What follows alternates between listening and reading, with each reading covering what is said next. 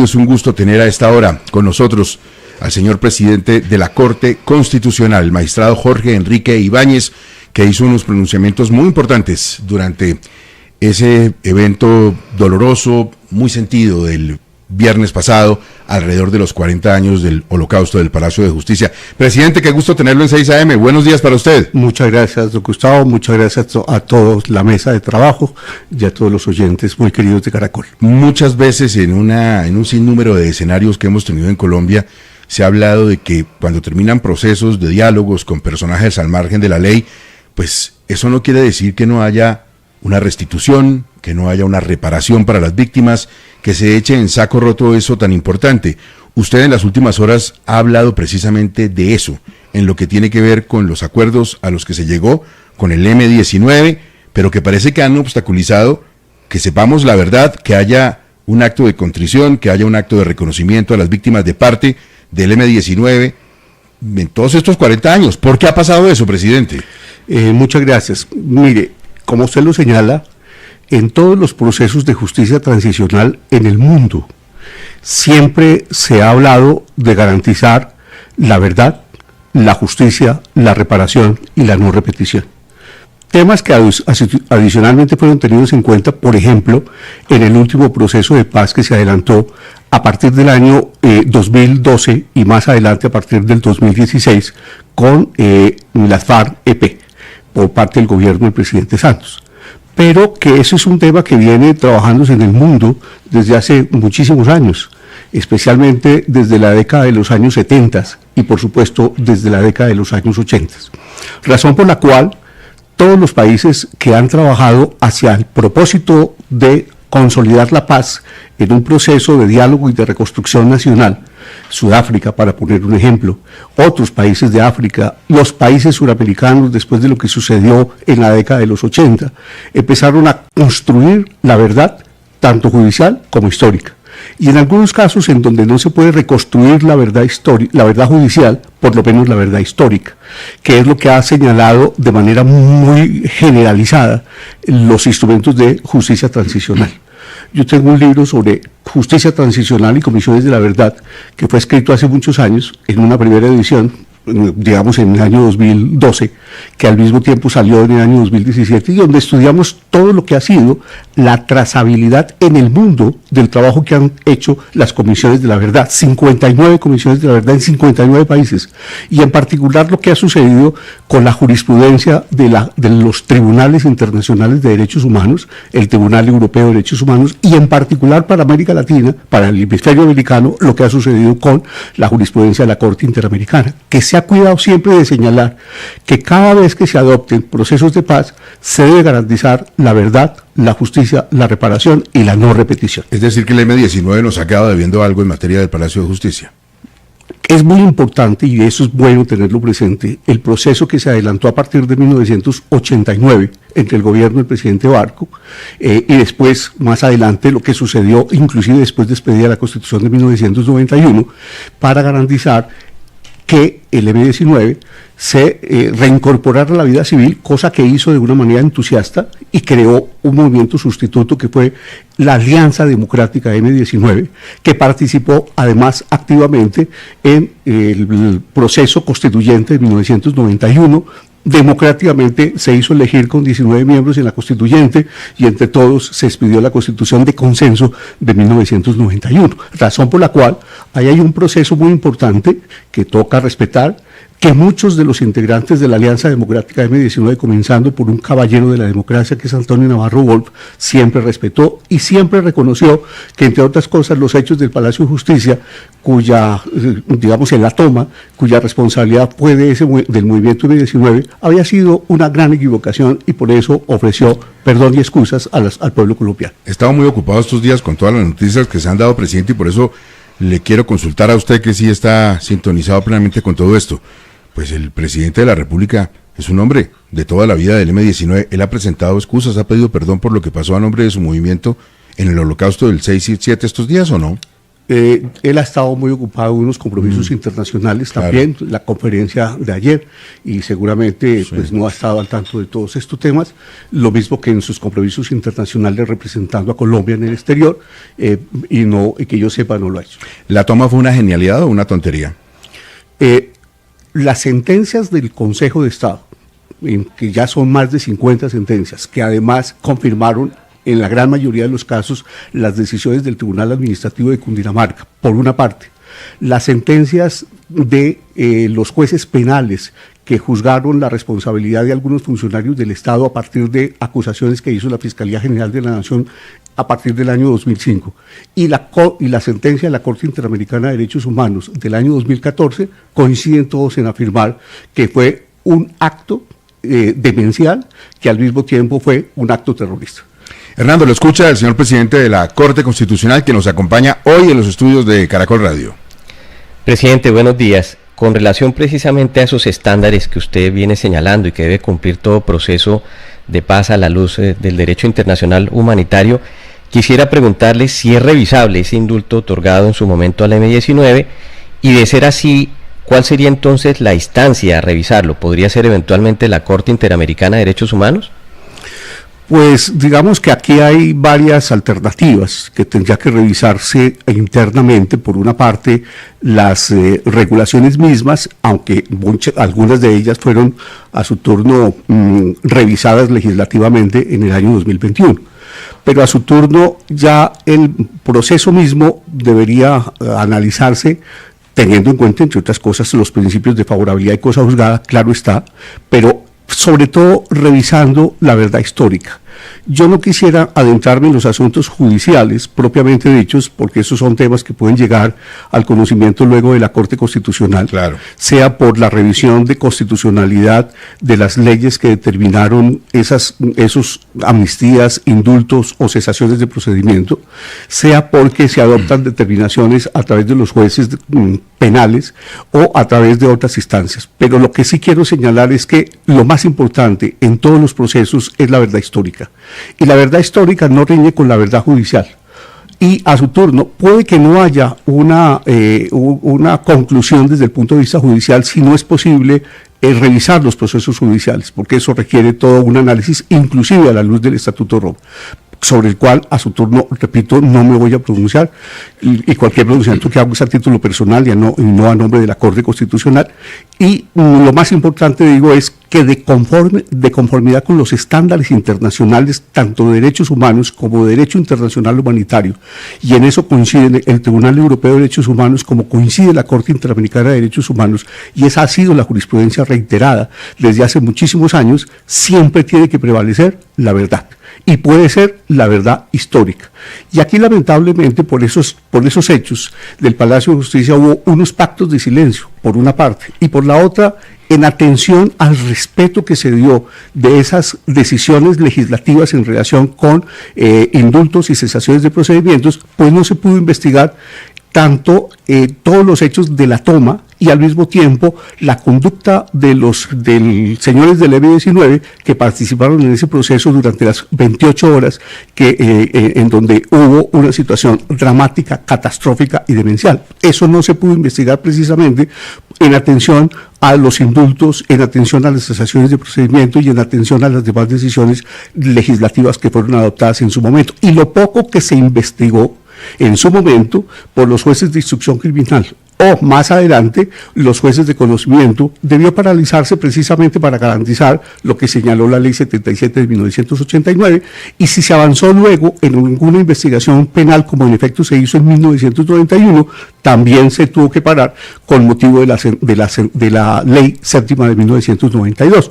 Luego ahí tenemos un problema de que no se pudo investigar judicialmente ese asunto, lo que no significa que no se pueda investigar históricamente, como lo ha hecho la Comisión de la Verdad, que fue creada por la Corte Suprema de Justicia en el año 2000, como lo hizo el propio Consejo de Estado y la propia rama judicial, que produjeron el libro blanco 20 años del Holocausto del Palacio de Justicia a partir de los documentos oficiales y de investigación judicial, y como lo hizo en sus informes esa Comisión de la Verdad en el año 2005 y en el año 2010. Comisión de la Verdad que parece no es de la entera confianza en sus resultados para el presidente Petro.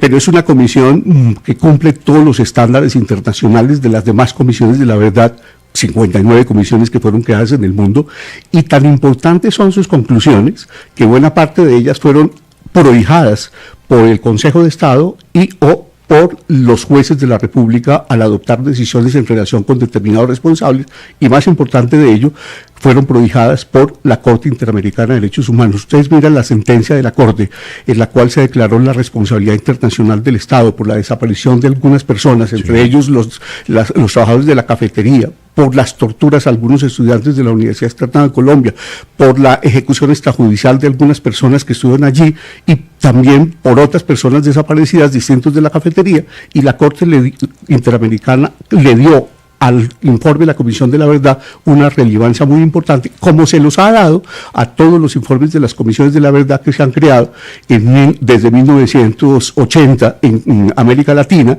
especialmente en Argentina, en Chile, en Uruguay, en Ecuador, en Perú, por supuesto, en Brasil, en Centroamérica. Diana Saray, la escucha del señor presidente de la Corte Constitucional. Presidente, me ha llamado muchísimo la atención en esta conmemoración de los 40 años de la toma que muchísimos colombianos, especialmente los más jóvenes, creen que toda la responsabilidad de la barbarie de lo que ocurrió en la toma le corresponde al ejército y a la policía. Es como si en toda esta historia el M-19 no hubiera tenido ningún tipo de participación activa en estas muertes y todo lo que pasó en la toma. ¿En qué cree que fallamos en esta reconstrucción histórica que usted menciona? ¿Qué fue lo que pasó?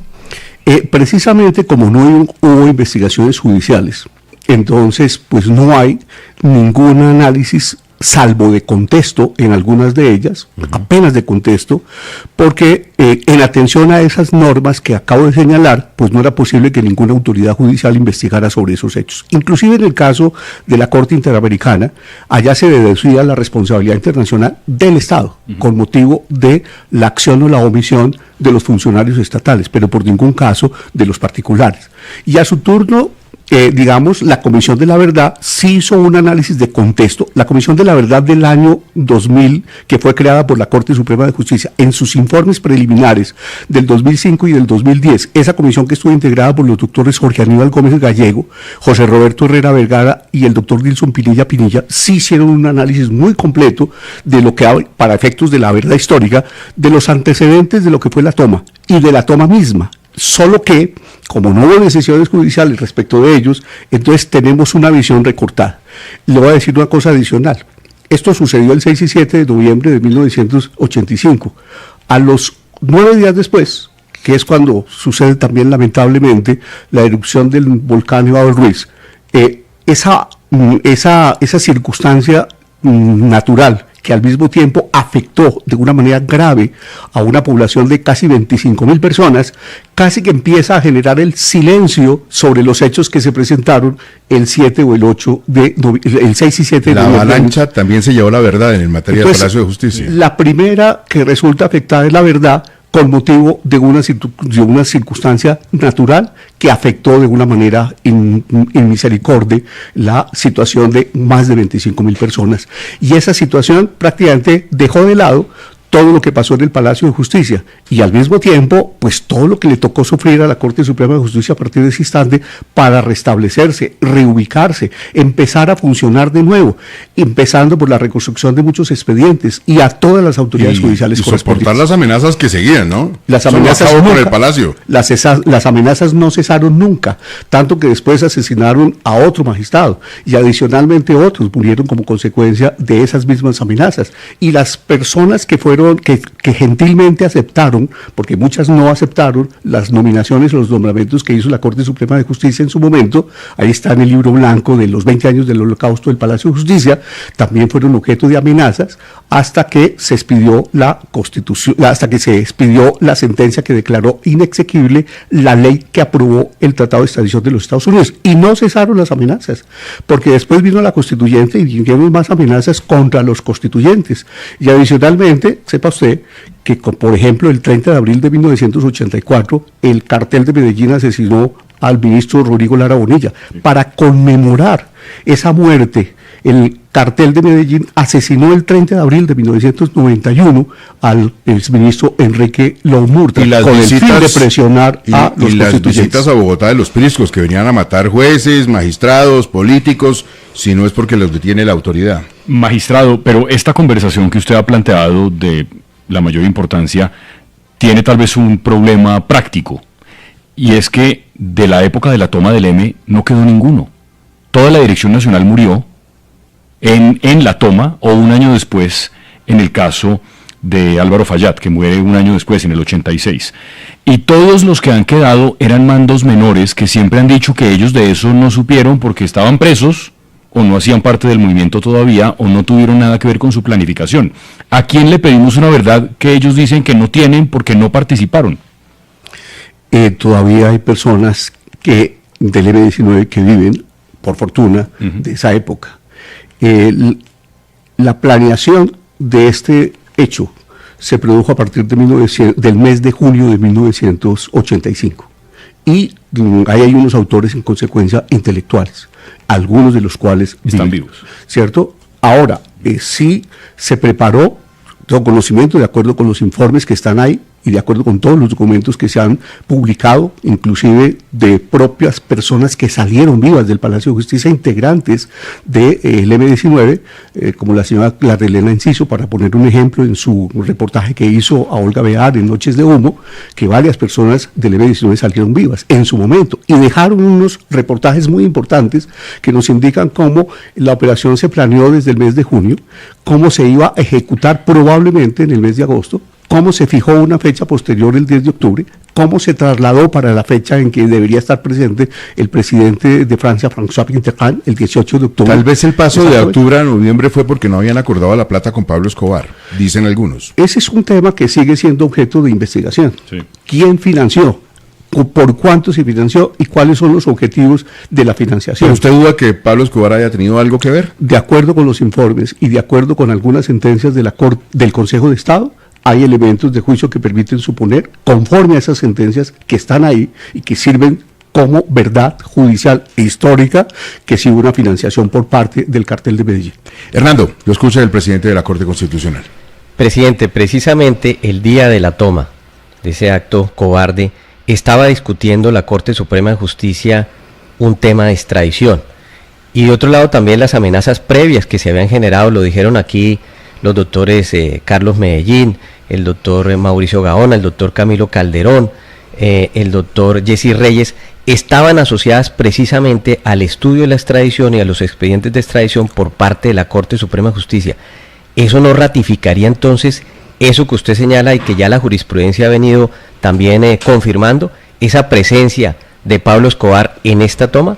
Pues si uno mira todos los antecedentes, y ahí están, comenzando por cada una de las amenazas que desde el mes de febrero de 1985 se empezaron a dar contra los magistrados de la Sala Constitucional de la Corte Suprema de Justicia por los temas de las demandas contra la ley de la ley aprobatoria del Tratado de Extradición y el Tratado de Extradición mismo, por una parte.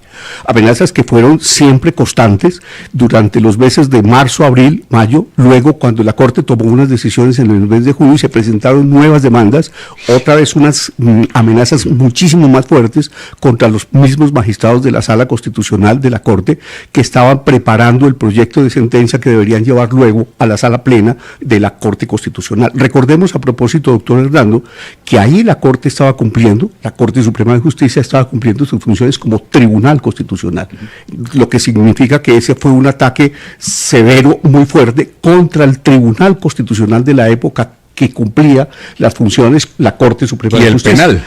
Y a su turno, paralelamente, recordemos que desde 1984, después del asesinato del ministro Rodrigo Lara Bonilla, el presidente Belisario Betancur activó a partir del 1 de mayo el instrumento de la extradición. Y es ahí donde aparece la lucha de los extraditables contra el gobierno colombiano precisamente por eso. Entonces, simultáneamente, la Sala de Casación Penal, sin perjuicio de que sus integrantes también forman parte de la Sala Plena, que era el Tribunal Constitucional, tramitaban decisiones o autorizaciones de extradición. Por esa razón, los ataques del narcotráfico y del cartel de Medellín, en particular contra la Corte Suprema de Justicia y en particular contra los magistrados de la Corte, lo fueron contra los que integraban la Sala de Casación Penal y los que integraban la Sala Constitucional, por esa doble condición. Y ahí coinciden después seguramente los propósitos y los objetivos que el M-19 tenía para tomarse el Palacio de Justicia, con lo cual simplemente recordemos que hubo unos acuerdos previos entre el director del M-19, que lo fue antes de junio de 1985, Iván Marín Ospina, y por supuesto el director también de ese famoso, entre comillas, cartel de Medellín, que al mismo tiempo había creado en su momento el movimiento Más a Secuestradores Más. Antes de que se vaya, señor presidente de la Corte Constitucional, quiero hacer una pregunta que no es jurídica. Se la pregunta a usted como ser humano y como hombre que habla con sus compañeros y compañeras de las Cortes. Sobre todo en los últimos años, ¿qué sienten ustedes de ver la cantidad de banderas del M-19 rodeando por todas partes el edificio de las Cortes? Pues una preocupación inmensa. Esa es una situación porque los que vivimos esa época asiaga de los años 70 y 80.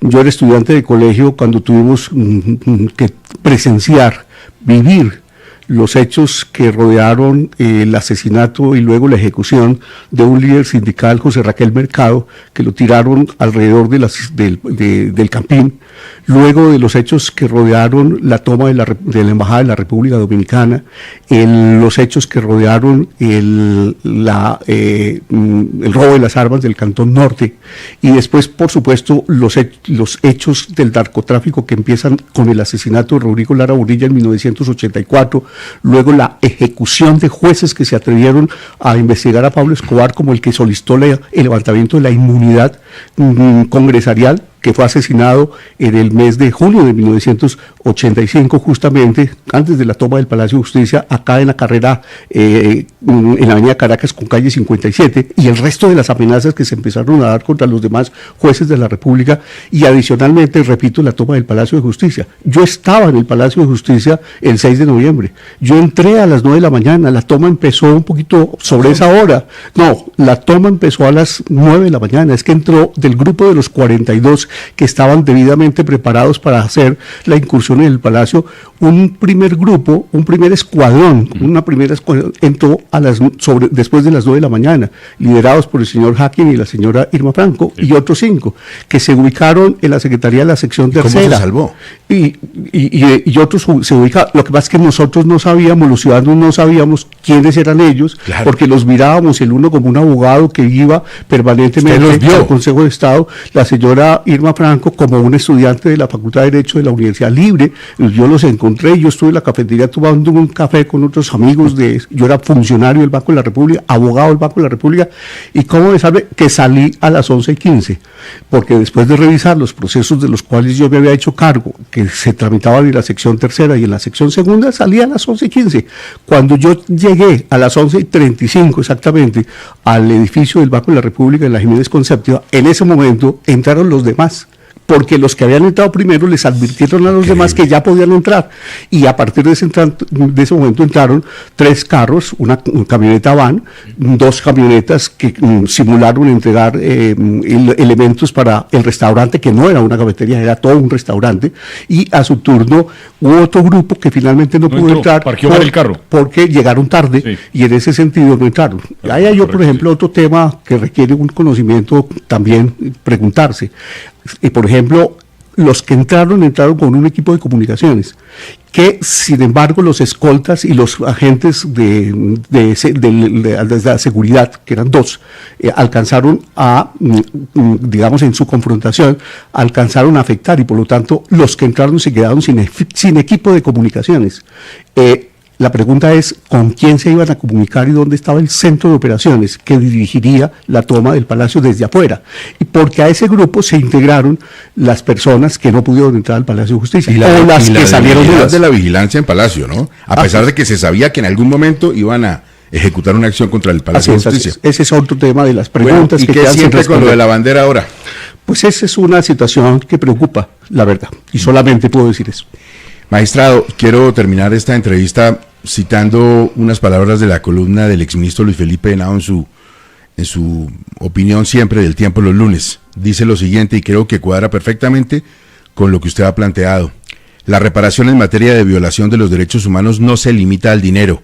La reparación moral exige memoria, exige verdad, exige nombres. El M-19 no puede seguir refugiándose en el relato romántico de la revolución. La historia le exige rendir cuentas, porque el fuego del palacio no fue una metáfora, fue el infierno de un país que aún busca justicia entre las cenizas. Presidente, gracias por acompañarnos. Un abrazo para todos los magistrados y magistradas de las Cortes. Muchísimas gracias. Solo concluyo diciendo que la verdad no solamente es un derecho individual de las víctimas, sino un derecho colectivo al que tenemos todos igualmente derecho.